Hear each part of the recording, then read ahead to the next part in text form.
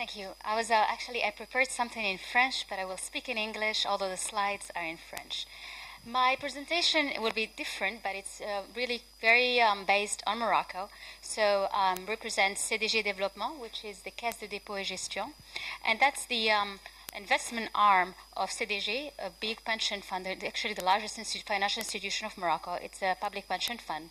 And this affiliates handles all the territorial development. So all investment that goes into urban development, industrial zones, extensions, urban extensions. So it's really an application of all what we've seen in this session.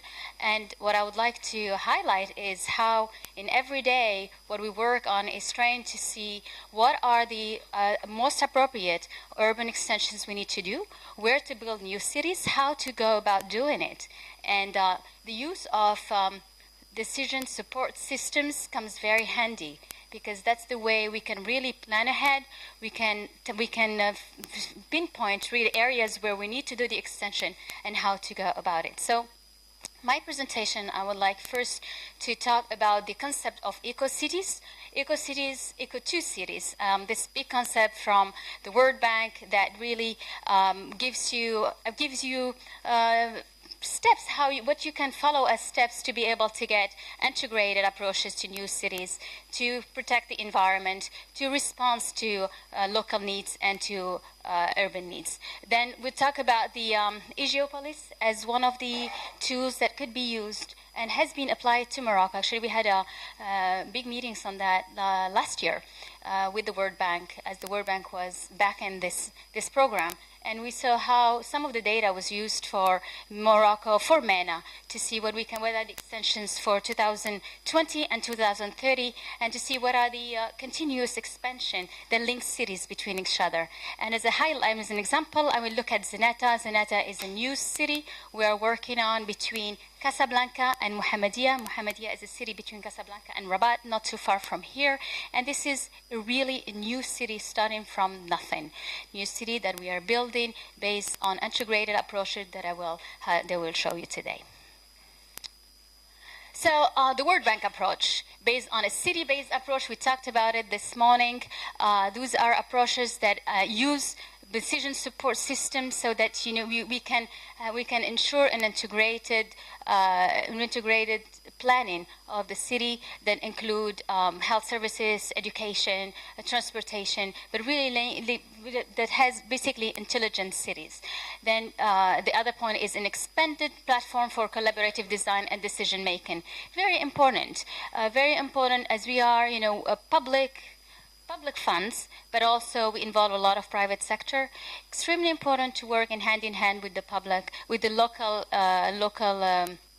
government, also involved in different sectors from different governments, from the education, health, the needs that are today expressed in different areas. But most importantly, to be able to create beating hearts, missing hearts that really create jobs. Because all of this, the challenge today is to be able to have cities that have a life. Cities that are not built because we need an expansion, because we need housing, but also because we create jobs in the same time. One system approach, so it really comes back to the same ideas. And finally, an investment framework that values sustainability and resilience. So sustainable development, protection of the environment, thinking about flood control, about how solid waste management, wastewater management, all these approaches that comes at once.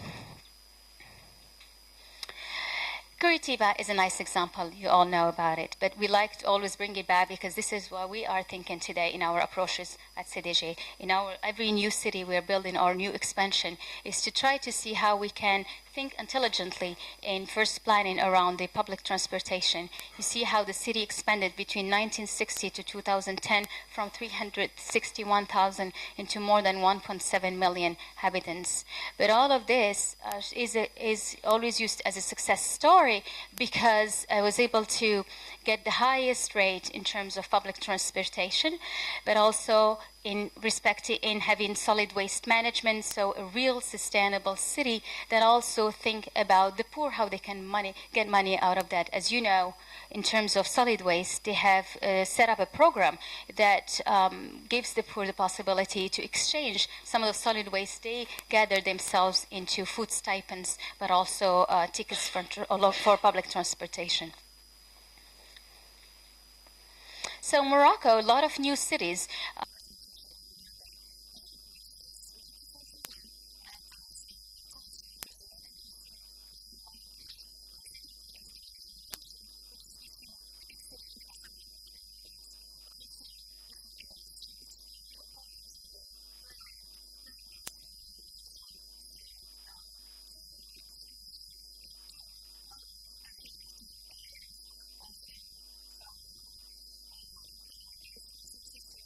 The monopoly system that shows in 2030 how the extension will be coming. I'll show you that, and you can appreciate how the city of Zenata in particular really fits in within an extension that is naturally coming because of the growth, population growth, and also rural exodus.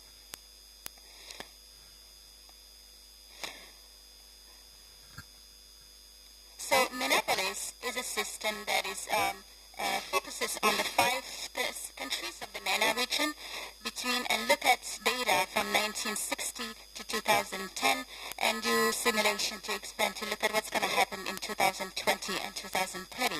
So it's an application Of the program Igiopolis, and this program was set up with the Center for Mediterranean Integration based in Marseille, which was set up with the World Bank, EIB, and also CDC. CDC is the Caisse de dépôt et de consignation, similar as the one in French, as the CDG we have here.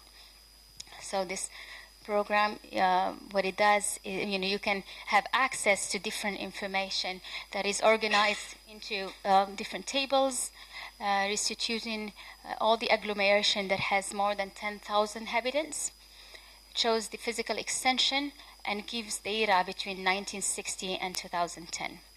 It also provides some spatial projection and the demography growth between 2020 and 2030.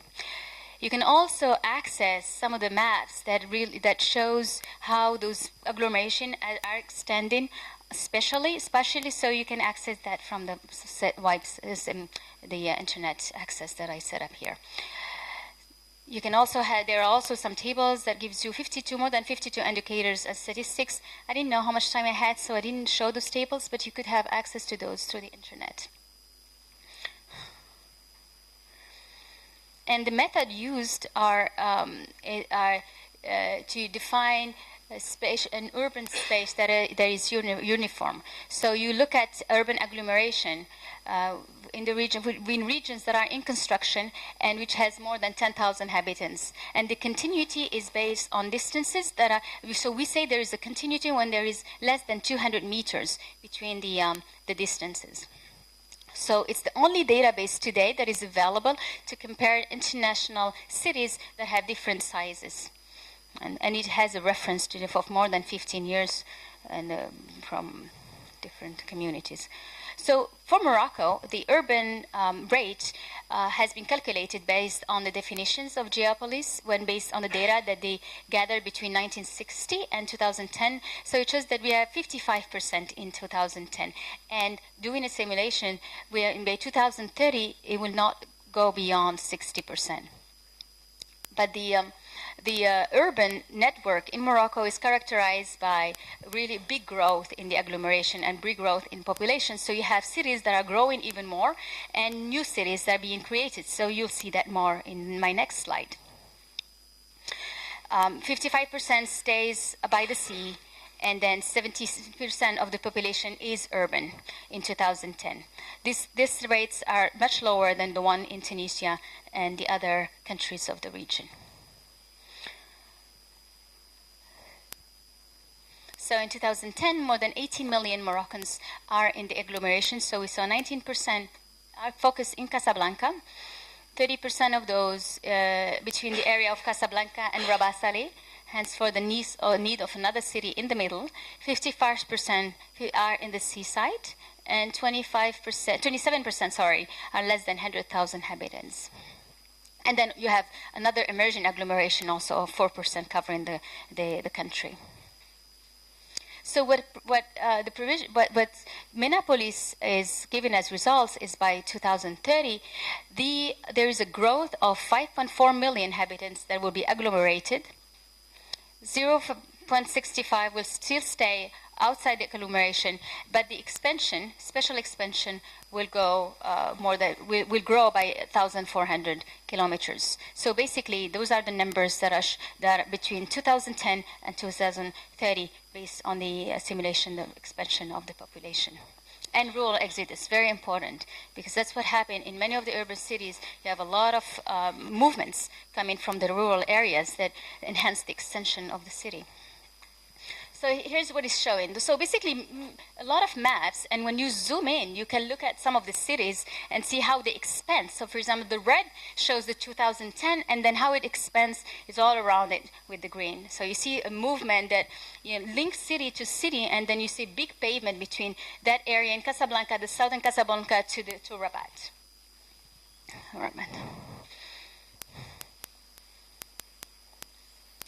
A lot can be done using such data. I mean, this data gives you a lot of information in terms of how you can do better to reduce the cost of development, to reduce the cost of linking different cities. You mentioned in your presentation just before saying that one of the value added is to have link to transport network, and this is very important because as we know that 75% of the cost comes from developing the roads, water connections, sewage, wastewater connections. And so by preventing this and by knowing what's going to happen in the 10 years and 20 years to come, then you can build a network that are intelligent network that are really fit to the expansion.